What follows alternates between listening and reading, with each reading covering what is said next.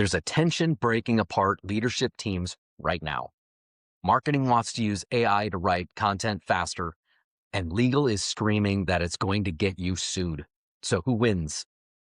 If you say marketing, you're reckless. If you say legal, you're obsolete. The one answer isn't one or the other. It's guardrails you build in between. Today, we're talking about how to govern AI without pumping the Department of No.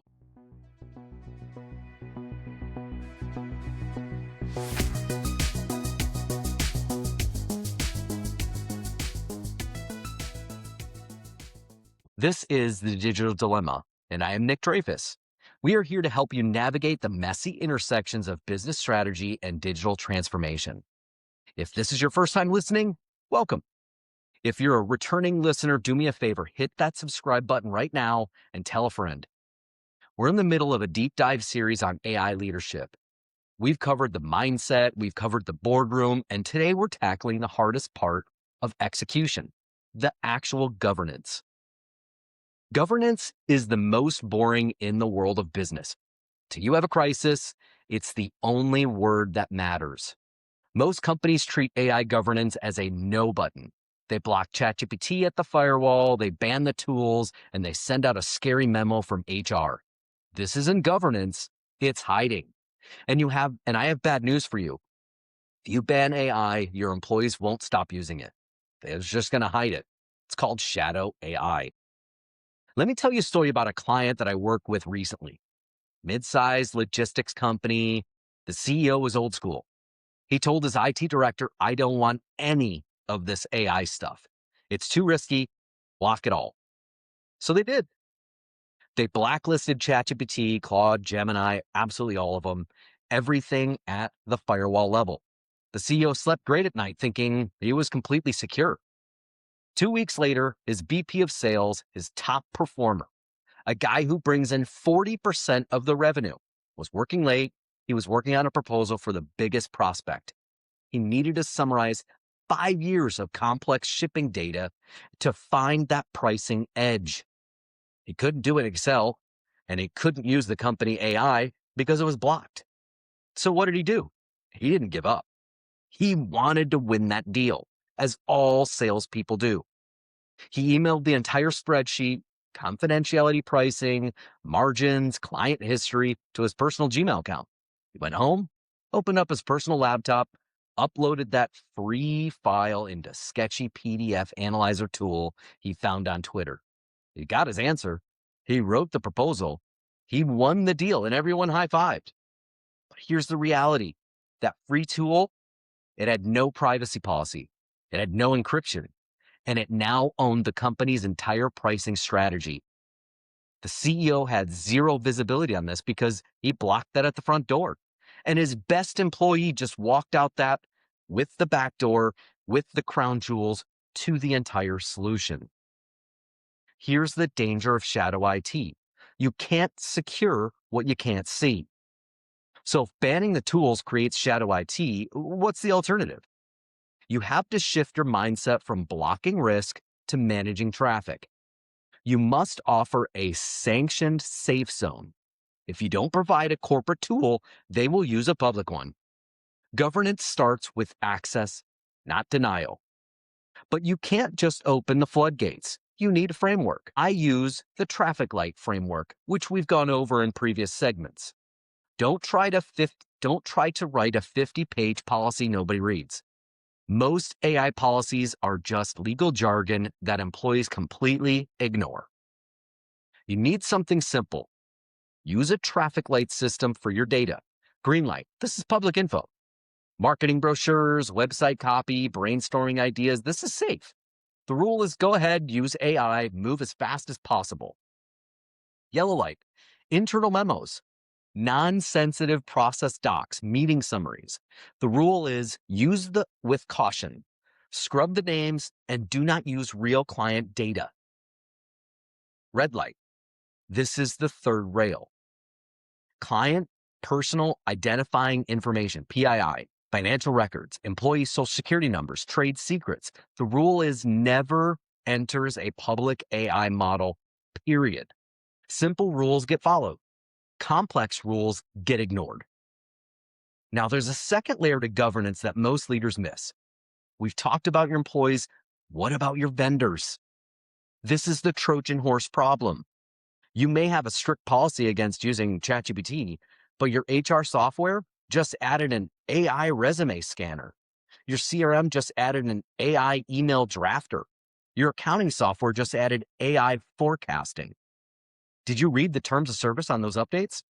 Probably not. Here's the trap. Many of these vendors have a default setting that says we can use your data to train our global models.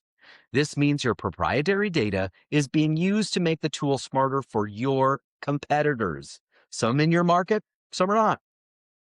Governance isn't just about watching your employees. It's about auditing your supply chain. You need to ask every vendor one specific question. Is my data being used for training or just for interference? If they're training on your data, you need to opt out immediately. So we have traffic lights. When we have the vendor check, the final piece of governance is the workflow itself. How do you actually do the work safely? I teach my clients a method called the AI sandwich. Think of the sandwich as two slices of bread, meat in the middle. The top slice of bread is the human content. You never just want to say, write me an email. A human must define the strategy, the tone, and the facts before AI starts. The meat, that's where AI can help. This is where the draft happens, the heavy lifting, the summarizing. AI does the messy middle work. But at the very bottom, that's human verification. This is non-negotiable.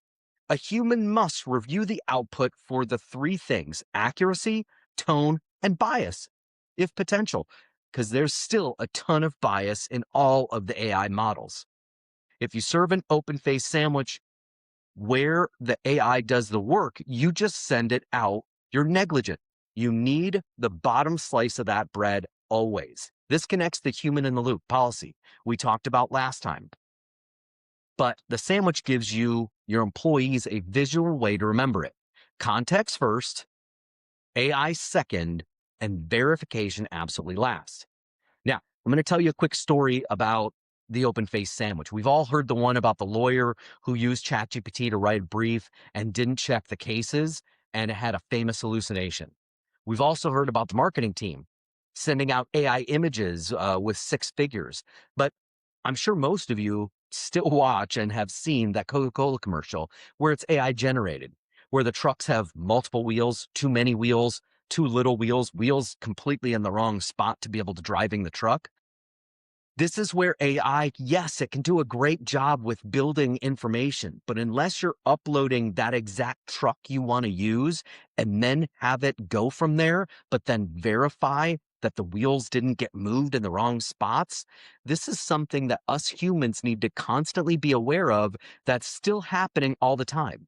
I think most of us still to this day, at least 80% of us, are still really good at seeing that's AI content. Guess what's happening?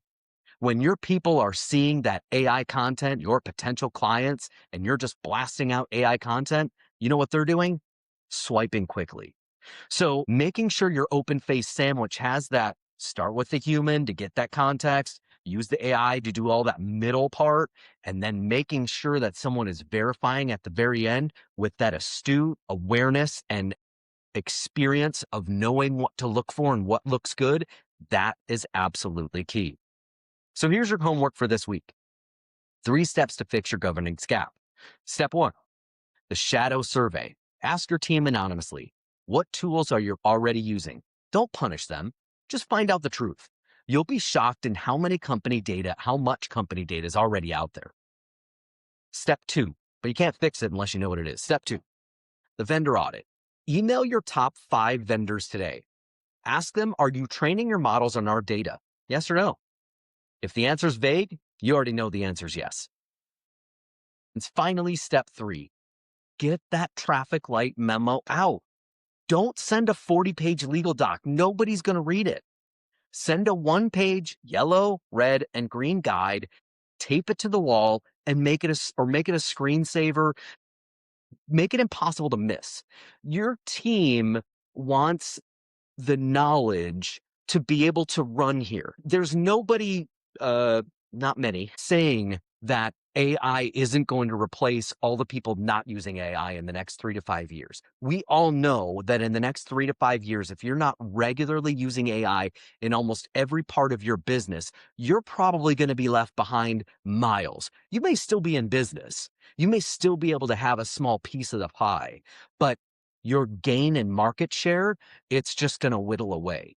So the ones that are actively using it, targeting it, and then trying to use it in responsible ways and figuring it out in 2026, you're going to be light years ahead of everybody else that is trying to no, no, no, no, no when it comes to AI.